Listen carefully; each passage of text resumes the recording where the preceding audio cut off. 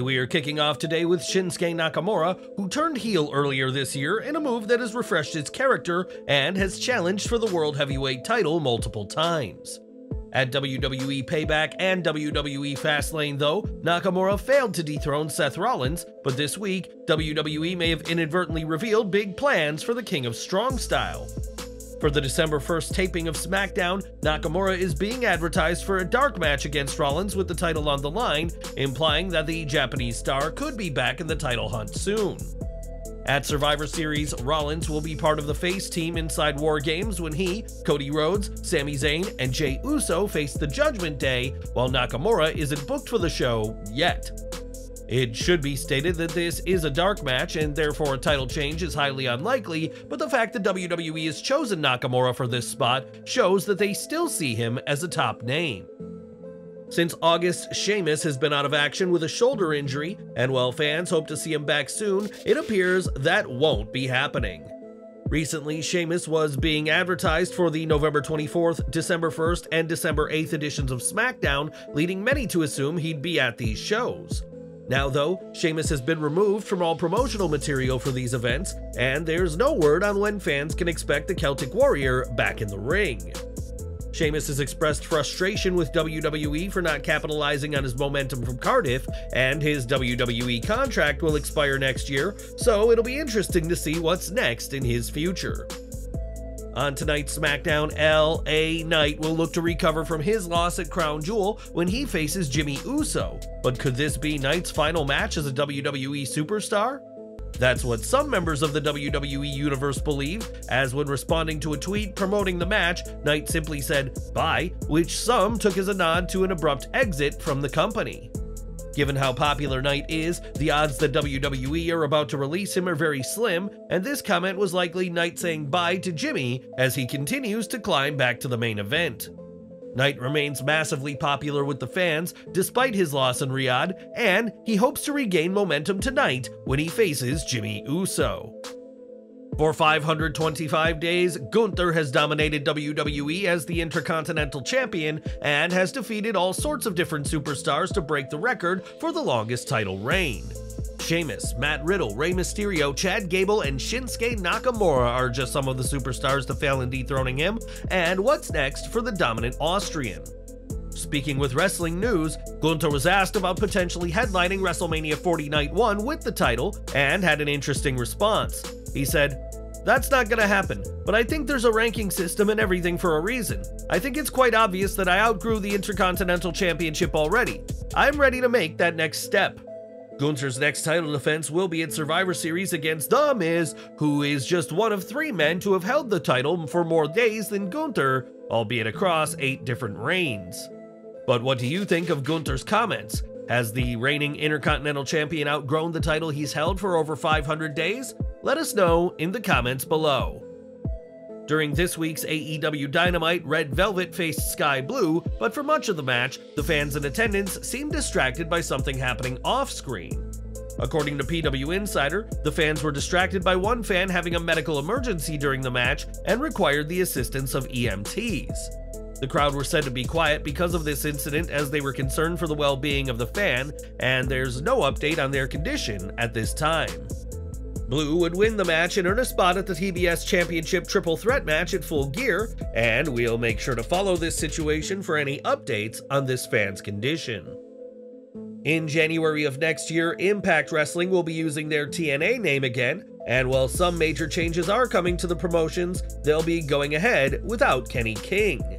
Fightful Select reports that King has made the bold move of requesting and being granted his release from Impact, which comes after a 2-year run with the company. During that time, King has feuded with some of Impact's most popular stars, including Joe Hendry and Mike Bailey, and even held the Impact Wrestling Digital Media Championship during this run. At 42, Kenny King brings more than just wrestling skills to the table, as he's a seasoned actor and has dabbled in the world of reality TV in the past. While best known for his role with Impact and ROH, some fans may remember a young Kenny on Season 2 of WWE's Tough Enough, which was won by Jackie Gaeta and Linda Miles. With his diverse skill set, the world is Kenny King's oyster. And what do you want to see next for the free agent, and where will he take his talents? On AEW programming, Daniel Garcia is never shy to do what it takes to get under the skin of his opponents, but recently, the young star seemingly crossed the line on social media. During this week's Collision, Garcia will face off against Miro, and the dancing wrestler took aim at Miro's hot, flexible wife, CJ Perry, on Twitter. In a tweet, Garcia encouraged Miro and Perry to get those prenuptial agreements redeemed, especially after the way Perry was looking at Garcia last week. It's unclear why exactly Garcia deleted the tweet, or if AEW management encouraged him to take the post down, but the tweet would ultimately be removed, but not before it stirred up some drama. This week's Collision will take place tonight, as tomorrow night's time slot is for Full Gear, and expect Miro to be in a foul mood after this deleted tweet by the dancing wrestler. At Full Gear, AEW will unveil the newest member of its roster, who Tony Khan has described as one of the best wrestlers in the world competing today. With such high praise from the AEW president, fans have been speculating on who it could be, with Mercedes Moné being discussed by some fans as well as those in AEW. Fightful Select reports, AEW talent themselves were speculating this week between a number of talent, including Mercedes Moné. Though we've heard as far back as August that there were working plans for the two sides to work together, the plan isn't to announce her this weekend at AEW Full Gear if people in the company are to be believed. Several have stated that when asked, it was indicated that the Full Gear announcement isn't Mercedes. It was also noted that while there were some rumblings that Moné would appear at AEW Grand Slam, that didn't happen, and at no point was that realistically in the plans. Moné hasn't been on TV since appearing at All In, and for good reason, as she's been recovering from her injury and was wearing a walking boot in Wembley, hence why she remains seated. Moné isn't the only name fans shouldn't expect, as it's too soon for WWE talent released in September to sign for AEW, so don't expect the likes of Dolph Ziggler or Matt Riddle. Tony Khan's announcements have come under scrutiny as of late, so hopefully this signing lives up to the hype. But we'll just have to wait until Full Gear to see who puts pen to paper and inks a deal. When it comes to huge names in wrestling, few are bigger than the likes of Hulk Hogan and The Rock, though the pair have very different relationships with the fans in 2023. While Hogan is often loathed due to his politicking and controversies, The Rock is almost universally beloved, but the Brahma Bull channeled his inner Hulkster during a recent interview. That interview was on the Joe Rogan Experience, in which The Rock bent the truth in a very Hogan-esque way, as Dave Meltzer explained on Wrestling Observer Radio. He said, "The Rock was channeling Hulk Hogan. He said in 1997 he was thinking very seriously, and he was very close to signing with Pride Fighting Championships. That's what he said in 1997. He said he was making $150,000 a year as a pro wrestler, and he was hanging out in Southern California, and he found out that these fighters in Pride were making $250,000 per fight, and he figured it was better than wrestling 5 nights a week and making not nearly the money. That's what he said. That's what he claimed. I don't know. I'm trying to think if the Pride fighters were making that kind of money, and I don't think any of them were. In the 2000s, yes, but he said he was friends with Ken Shamrock, which he was friends with Ken Shamrock. They worked together in WWE, I remember that." Meltzer added that it floored him for The Rock to say these things, and compared it to Hogan claiming he was an original star of Pride, which is not, nor was ever, the case. While The Rock has led a fascinating life, his recent comments seriously stretch the truth, as the Hollywood megastar may have shown off his acting talents during his most recent interview. But what do you make of this? Are you surprised by The Rock's comments, or do you think there's a whiff of truth to his claim? Share your thoughts down below. It's safe to say that the NWA has had a rough time as of late, with the Tyrus World Championship reign not winning over fans, which wasn't helped by Billy Corgan defending Tyrus's push. The cocaine spot at the Samhain event may have cost the NWA a massive deal with the CW, and it's also been reported that talent have grown increasingly frustrated by Corgan's management. Now there's even more trouble, as House of Wrestling reports that the upcoming NWA Power tapings will see a much smaller production crew described as bare bones. The tapings will also focus on talent under contract, meaning much of the talent fans usually see won't be around, but there will be some exceptions, like NWA Tag Champion Kratos. Kratos is not under contract but holds a title, and it's said that Violent J and Mike Knox, who worked voluntarily for the NWA, will also be at the tapings.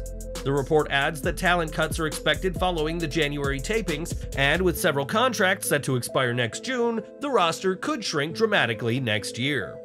Talent without a contract may not be approached for future bookings, and one source said that Corgan will be making cuts at every level, such as cutting the hair and makeup team in half.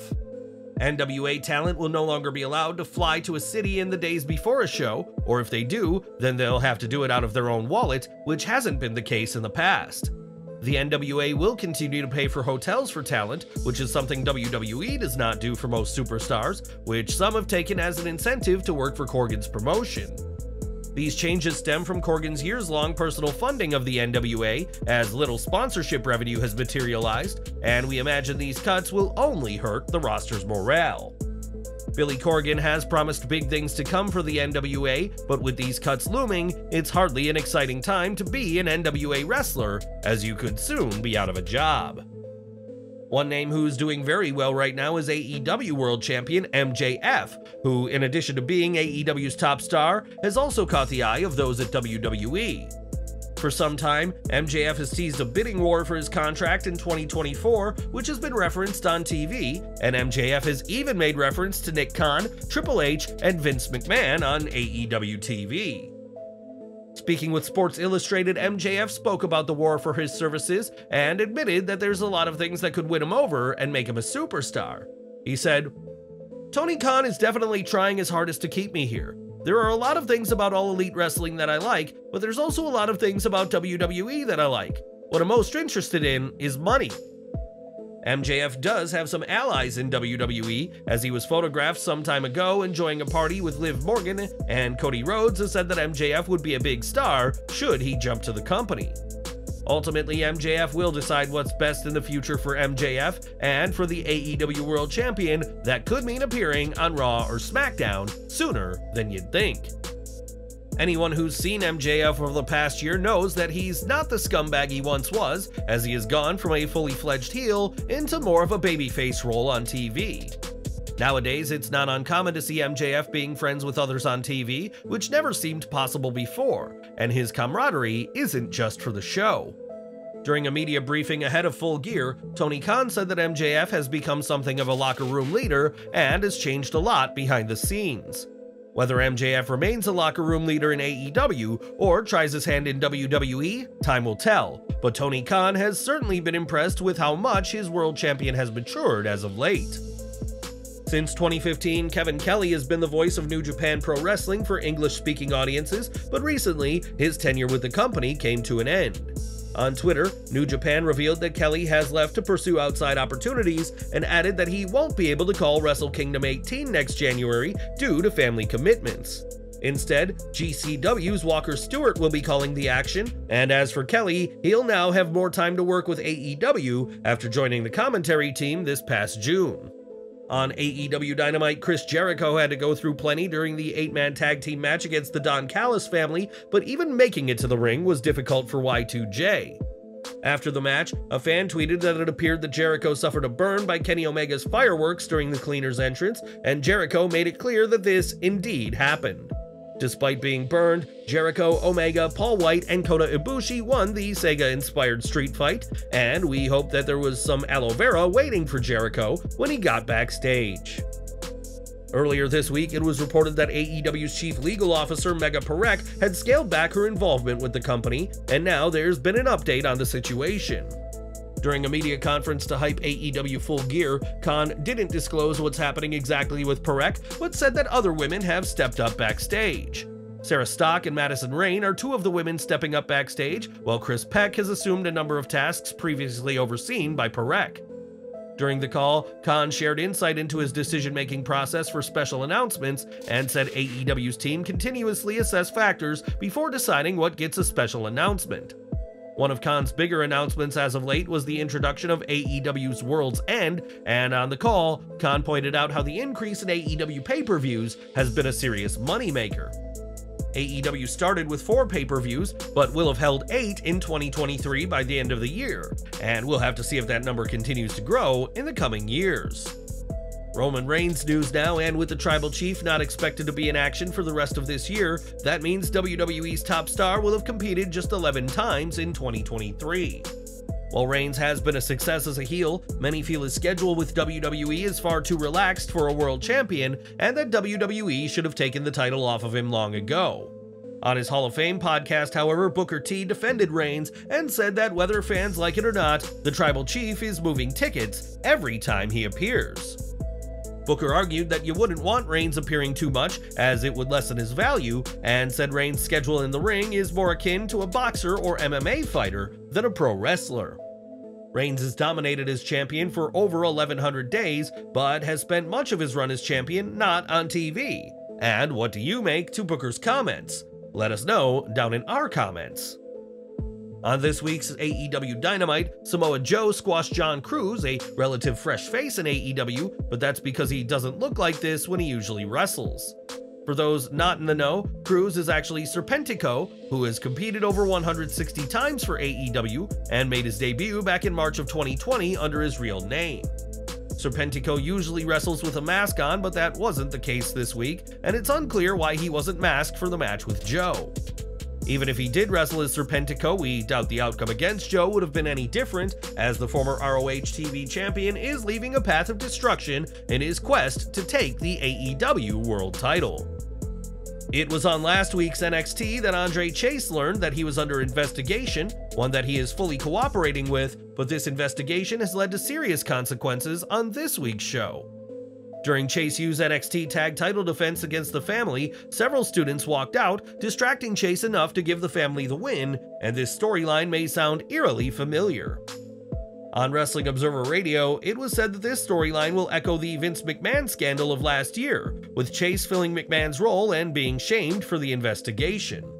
At this time, the storyline hasn't revealed what Chase is being investigated for, and it would be a shock if WWE decided that Chase had acted inappropriately, just as McMahon allegedly had. With that said, WWE has run a plethora of controversial angles in the past, so it's not impossible to think that the story will see Chase having acted inappropriately with one of his students. Whether WWE will go in this direction, we'll have to wait and see, but it's certainly a bold move for an NXT to echo one of the biggest controversies, perhaps the biggest that WWE has ever seen. With John Cena's recent run in WWE wrapped up, the 16-time world champion is looking to get back into his non-wrestling projects, and that includes a new talk series for Roku. Variety were the first to report about John's new show, What Drives You, in which Cena and his famous pals will be hitting the road in their favorite vehicles. While a specific premiere date for the series remains a mystery, Cena has shared his excitement for the show, saying he'll be riding and speaking with some of the world's most inspiring individuals.